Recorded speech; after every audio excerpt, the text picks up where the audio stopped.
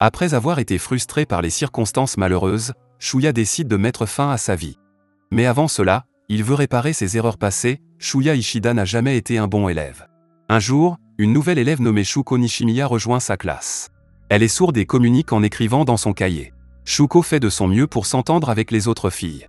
Elle chante même avec la corvée de musique, mais sa mauvaise prononciation fait d'elle une paria. Les professeurs la laissent parfois parler en classe, mais ils ne veulent pas non plus entendre sa voix. Ils ne réagissent pas non plus lorsque Shuya se moque de la prononciation de Shuko. Shuko continue de suivre les autres filles, mais ses camarades de classe sont plutôt ignorantes. Shuya lui conseille d'abandonner, mais elle sourit et propose à Shuya d'être son amie. Le lendemain, l'école invite un instructeur à enseigner le langage des signes aux élèves, mais ceux-ci ne veulent pas se donner la peine d'apprendre pour Shuko. Seule une fille nommée Sahara accepte.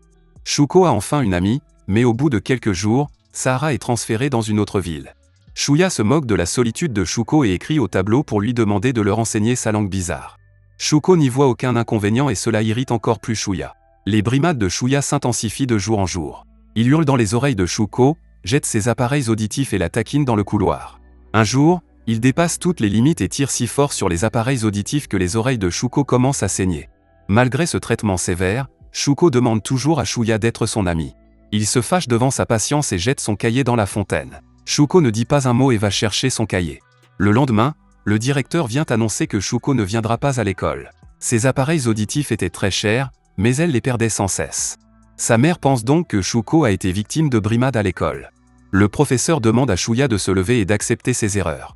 Ses amis Meki, Ueno et Shimada sont également interpellés, mais ils rejettent toute la responsabilité sur Shuya.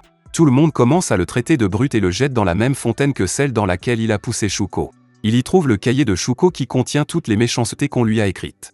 Trempé, Shuya rentre chez lui. Sa mère a déjà reçu un appel du directeur et a décidé de s'excuser auprès des parents de Shuko. Elle est coiffeuse et a du mal à joindre les deux bouts. Elle retire toutes ses économies de son compte bancaire pour payer les appareils auditifs. Après la réconciliation, Shuko retourne à l'école. Elle n'est plus victime de brimades, mais Shuya l'est. Tout le monde lui jette de l'eau et détruit ses affaires.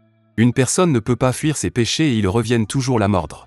Un jour, Shuya remarque que Shuko fait quelque chose avec son bureau. Il se met en colère et la traite de sale type, mais Shuko ne dit pas un mot. Shuya déteste qu'elle fasse l'innocente et commence à la frapper. Finalement, elle perd patience et pousse Shuya sur le sol. Plus tard, Shuya se rend compte que Shuko nettoyait les mots méchants que d'autres élèves avaient écrits sur son bureau. Il le traite de brute et pense même qu'il n'a pas le droit de vivre. Quelques jours plus tard, Shuko change d'école et Shuya ne la revoit plus jamais. Les années passent vite et Shuya arrive au lycée. Il rassemble enfin assez de courage pour affronter Shuko et se rend au cours de langue des signes. Shuko s'enfuit en le voyant et se cache. Shuya la retrouve et lui rend le cahier. Il a même appris le langage des signes pour communiquer avec Shuko. Shuya fait le même geste que Shuko et lui demande d'être son ami. Il rentre chez lui et donne toutes ses économies durement gagnées à sa mère. Il veut rembourser ce qu'elle a dépensé pour les appareils auditifs endommagés de Shuko. Elle a même vendu ses boucles d'oreilles préférées. Sa mère a retrouvé le calendrier sur lequel Shuya comptait les jours avant son suicide. Il ne peut plus supporter le fardeau de la culpabilité et décide de sauter du pont. Cependant, il change d'intention après avoir gagné le pardon de Shuko, et promet à sa mère de ne pas recommencer. Maintenant, il pense toujours à Shuko et à la façon dont il peut tenir la promesse d'amitié qu'il a faite avec elle. Depuis que ses amis l'ont abandonné, Shuya ne sait plus ce que signifie l'amitié. Au début du lycée, Shimada a déjà dit à tout le monde de ne pas s'approcher de Shuya. Depuis, personne ne s'intéresse au pauvre Shuya et il ne fait pas un pas tout seul non plus. Chaque jour, il s'assoit dans un coin et cesse de voir le visage des autres et d'entendre ce qu'ils disent. Shuya remarque un garçon rondouillard qui se sent aussi seul que lui, mais il n'a pas le courage de lui parler. Le lendemain, alors que Shuya gare son vélo, il s'aperçoit que le gros est malmené par quelqu'un. Il est contraint d'abandonner son vélo. Shuya s'avance et donne sa propre bicyclette à la place. Il ne l'a jamais récupérée et l'a perdue le jour où il devait rencontrer Shuko. Soudain, un coupon de pain tombe près de lui. C'est ce qu'on appelle un signe de la nature. Shuya se précipite pour acheter le pain pour nourrir les poissons et arrive à l'école de Shuko. Un jeune garçon ouvre la porte et dit que Shuko n'est pas là alors qu'elle était assise derrière. Shuya rentre chez lui en grignotant le pain. À sa grande surprise, l'homme grassouillet se tient devant sa porte avec sa bicyclette. Il l'a cherchée dans toute la ville et l'a trouvée dans la décharge. Cela faisait longtemps que quelqu'un n'avait pas agi avec autant de gentillesse envers Shuya. Il se sent très reconnaissant et demande le nom de ce type. Il s'agit de Tomohiro, qui est dans la même classe que Shuya. Le lendemain, il commence à le suivre.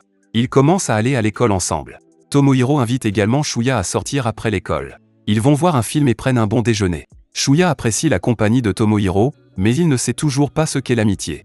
Tomohiro lit l'inquiétude sur le visage de Shuya et lui demande de s'exprimer. Shuya a une question qui l'empêche de s'ouvrir.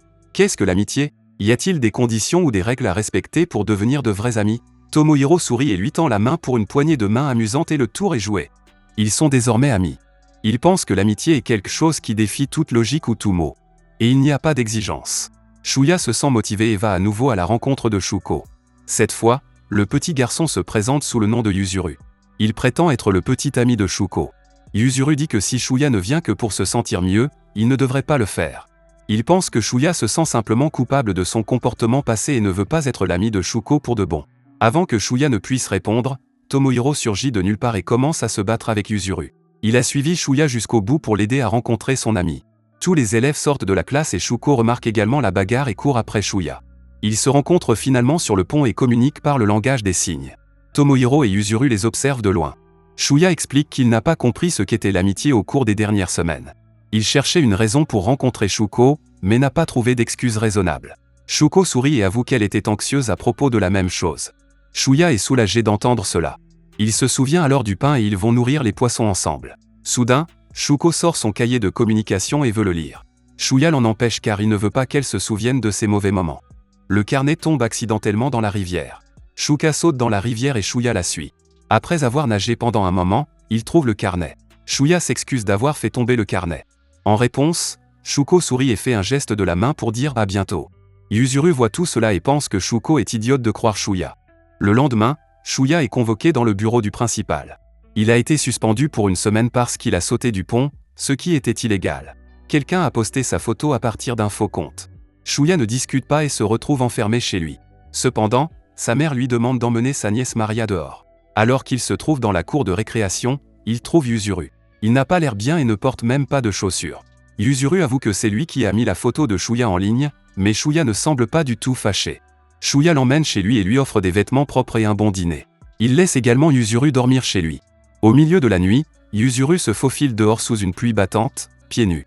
Shuya le suit en tenant un parapluie. Il apporte également des chaussures pour Yuzuru. Le petit garçon le traite de dégoûtant et pense que Shuya fait du bien aux autres uniquement pour dissimuler ses erreurs passées. Malgré l'impolitesse de Yuzuru, Shuya le dépose chez lui. Avant de partir, Yuzuru révèle qu'il n'est pas un garçon mais la jeune sœur de Shuko. La mère de Shuko aperçoit également Shuya à l'extérieur de la maison et se précipite pour le gifler. Elle avertit les deux filles de ne pas s'approcher de Shuya, mais Yuzuru leur dit qu'elles peuvent prendre cette décision elles-mêmes. Le lendemain, les filles rencontrent à nouveau Shuya. Il lui demande si elle veut contacter quelqu'un du lycée. Shuko prend immédiatement le nom de Sakura. Bien que ce soit difficile, Shuya est déterminé à réaliser son souhait. Il décide de demander à Meki. Elle n'a pas le numéro de Sakura mais connaît l'école où elle étudie. C'est en dehors de la ville et Shuya n'a pas assez d'argent pour voyager mais Tomohiro lui prête tout son argent de poche. Shuko se joint à lui pour ce voyage et le remercie d'avoir fait tant d'efforts pour elle. Sakura est ravie de revoir Shuko après une si longue période, tandis que Shuya se promène et rencontre un vieil ami. Il veut se réconcilier avec Ueno et visite son club de chats, mais n'arrive pas à trouver le courage de lui parler. Le lendemain, Ueno l'aborde seule. Elle s'excuse et veut être son amie comme avant. Cependant, elle n'est pas coupable de son comportement avec Shuko. En la voyant, elle s'empare de ses appareils auditifs pour les jeter comme avant. Shuya se met en colère et les rend à Shuko.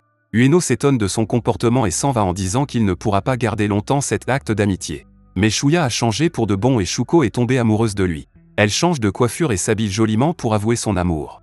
Elle essaie de dire « je t'aime ». Malheureusement, Shuya l'entend mal et dit « we love Moon ». Shuko est très gênée et s'enfuit. Quelques jours plus tard, Shuya l'invitait à une réunion d'amis à laquelle Meki et Sahara se joignent également. Meki amène également une autre camarade de classe nommée Mashiba et Ueno. Shuya apprécie de se retrouver avec ses amis après une si longue période, mais se demande encore s'il le mérite.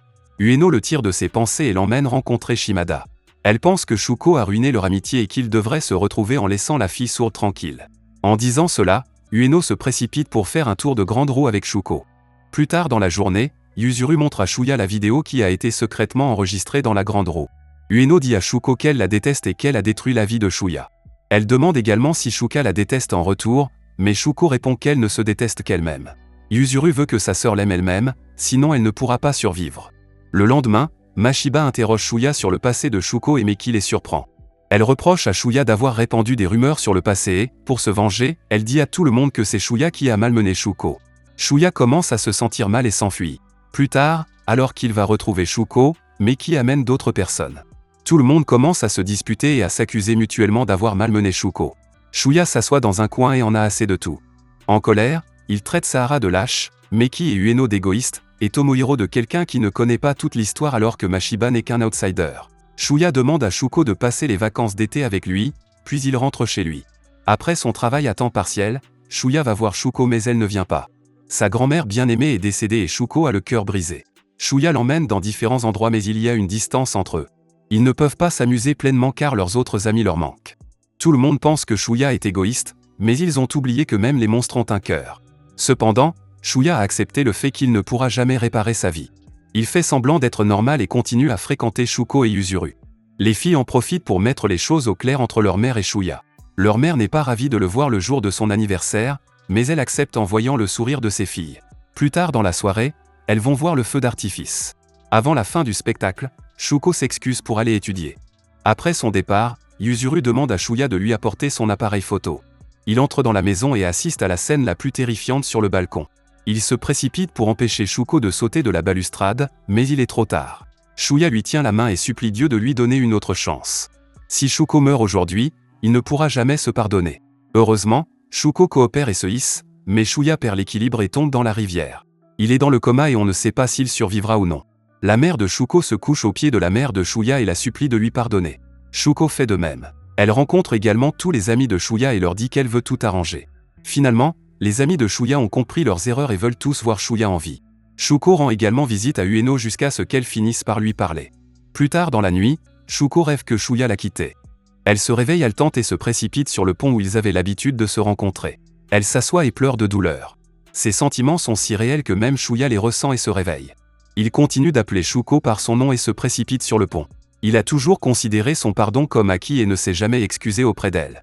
Il a également blessé ses amis en faisant des commentaires insensibles. Shuya veut commencer une nouvelle vie et réparer ses erreurs. Et il veut que Shuko l'aide. Elle sourit et promet de rester à ses côtés. Quelques jours plus tard, Shuya rentre chez lui et Shuko l'invitait à la fête de l'école. Il est encore trop lâche pour affronter les autres et se cache dans les toilettes. Tomohiro le sort de là et ses autres amis sont là aussi. Même Ueno est là et apprend le langage des signes pour parler à Shuko.